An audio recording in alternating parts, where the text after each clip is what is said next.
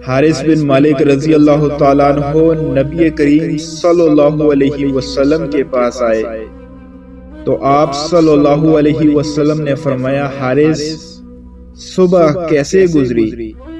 حارث رضی اللہ تعالیٰ عنہ نے کہا، ایک حقیقی مومن کی حیثیت سے۔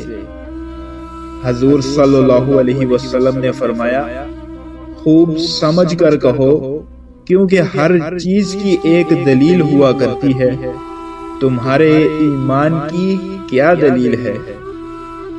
تو حارث رضی اللہ تعالیٰ عنہ نے جواب دیا، یا رسول اللہ، دنیا کی محبت سے میں نے روح گردانی کر لی ہے اور راتوں کو جاگ کر عبادت کرتا ہوں، دن کو روزے کے سبب پیاسا رہتا ہوں اور اپنے آپ کو یوں پاتا ہوں گویا میرے سامنے عرش رب کھلا ہوا ہے، اور گویا میں اہل جنت کو باہم ملاقاتیں کرتا دیکھتا ہوں اور اہل دوزخ کو گرفتار بلا دیکھتا ہوں۔